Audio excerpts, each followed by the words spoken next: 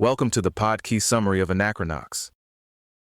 Today's episode is about Anachronox, a game that tried to do a lot at once, and somehow still feels strangely personal because of it. It mashed together PC adventure design, Japanese-style RPG combat, big cinematic storytelling, and a party full of wounded weirdos, then landed as a critical favorite and a commercial flop. And the more you look at it, the more it feels like a story about ambition itself. Creative, messy, expensive, emotionally sincere, and never quite finished. One of the first things that made Anachronox stand out was how unapologetically it mixed genres. You had visible enemies you could avoid, exploratory maps, puzzles, movement-based combat, and active-time battle-style meters. So it didn't really behave like a standard PC RPG or a standard console RPG. Critics noticed that right away, and a lot of them liked how unusual it felt, even if some also thought the blending could flatten out into generic gameplay or battles that got a little predictable.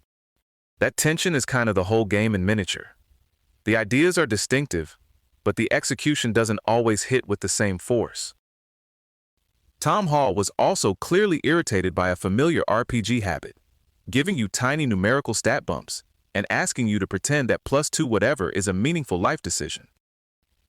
So Anachronox leaned into qualitative stats, like poor or excellent, instead of burying players in opaque number soup. The idea was simple and pretty player-friendly. If a change matters, the game should tell you in a way that actually means something.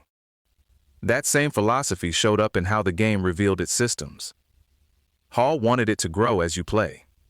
So mechanics and statistics appeared when they became relevant instead of dumping the whole manual on your head at once. And then there's Fatima, who tracks your mission progress for a very practical reason. So you don't load an old save 6 weeks later and stare at the screen like, why am I in this sewer again? The magic system might be the clearest example of how much Anachronox wanted players to experiment instead of just scrolling through a spell list. MysTech worked like a customization puzzle. You combine colored bugs with things like elemental hosts, cobalt crawlers, and life flower petals to change elemental effects, power, range, and targeting.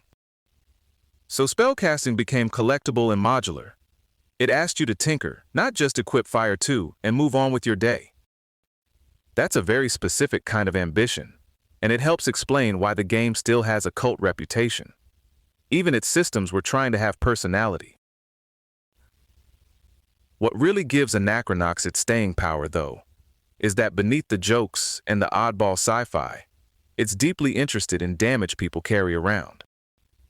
The title itself means poison from the past, and that works on 2 levels at once. In the big cosmic sense, the universe is contaminated by matter from a previous cosmos. In the human sense, the characters are contaminated by guilt, grief, obsession, regret, and all the things they haven't survived as cleanly as they'd like to believe. Boots, the detective at the center of it, is basically built out of that contradiction. His hard-boiled persona is a defense mechanism. He accidentally killed Fatima while chasing Detta, then took on debts to digitize her into the life caster, where she remains both his essential assistant and a permanent reminder of what happened. That's a rough setup, and the game doesn't treat it like flavor text. It's the emotional engine of the whole thing. The rest of the cast follows that same idea. This is not a bright-eyed chosen one road trip. Hall deliberately avoided the usual heroic coming-of-age setup and built the party out of people who are damaged, disgraced, eccentric, estranged, or just plain difficult. You've got a 71-year-old scholar, a disgraced scientist, an assassin with old wounds, an alcoholic former superhero, and even a shrunken democratic planet, which is still one of those game details that sounds made up even when it isn't. The emotional goal was unusually direct. Hall wanted to know if a computer game could make the player cry. So the planned arc moved from playful, funny situations into betrayal, death, and emotional consequences, with the assumption that after around 50 hours with these characters, those turns would actually land. Behind all of that was a production that sounds almost absurdly ambitious in hindsight. Hall's design document ran to 460 pages, and even then he estimated that about a third of the story had to be cut. The missing material was supposed to live on in expansions, and eventually a sequel. The team also pushed the Quake 2 engine far beyond what people associated with it at the time. They added 32-bit color, particle effects, better lighting, facial deformation, lip syncing, and spline-based cinematic cameras. The goal was to make the game feel filmic through real-time scenes and sweeping camera movement instead of cutting away to pre-rendered movies that felt disconnected from play. They even built a whole internal toolkit around that approach. APE for scripting, BED for battles, ION Radiant for levels, Nox Drop for placing objects, and Planet for camera paths and event control. Hall also hoped players might eventually get tools for making their own MysTech, dialogue, voice work, and cinematography, which is the kind of sentence that tells you both how visionary this was and why it may have been a scheduling nightmare. Because of course, all that ambition ran straight into production reality. Anachronox had originally been targeted for 1998, but it didn't ship until 2001. In between, there was leadership turmoil, staff turnover, engine changes, rising costs, time spent helping Daikatana, and a final stretch of brutal crunch with 12 to 16-hour days across 6 or 7 days a week. That delay story is familiar in games, but it matters here because Anachronox wasn't just late. It was carrying a giant world that had already been cut down from an even larger version of itself. By the time it arrived, it was both impressively complete and obviously incomplete at the same time. Then came the cruel part. Critics were often very positive about the game, but commercially, it went nowhere. North American sales were just 20,480 units by the end of 2001, and later estimates put total sales around 40,000 4 months after launch. Hall blamed part of that on marketing, and the imbalance he described is almost painful. Millions went into development, while advertising got only tens of thousands of dollars. So you had a game people might have loved if they'd heard of it, paired with a campaign that barely told them it existed. And the technical condition didn't help. Reviewers ran into crashes, Windows 2000 problems, glitches, limited resolution options, and an endgame sequence that could force repetition. That's why the reception ended up with this split personality. For some people, it was nearly unplayable, and for others, it was a flawed classic.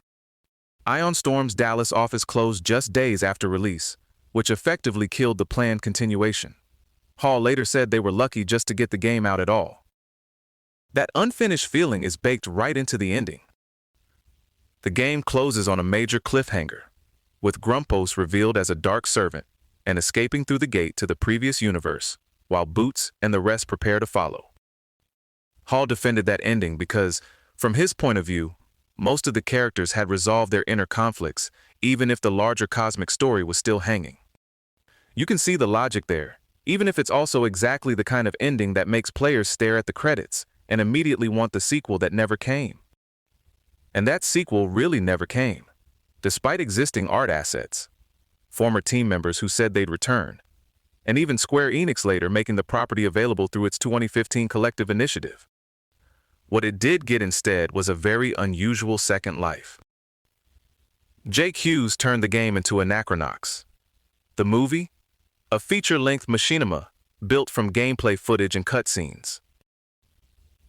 At roughly 2.5 hours, it proved that the game's cinematic construction could stand on its own as narrative, not just as decoration between interactive sections.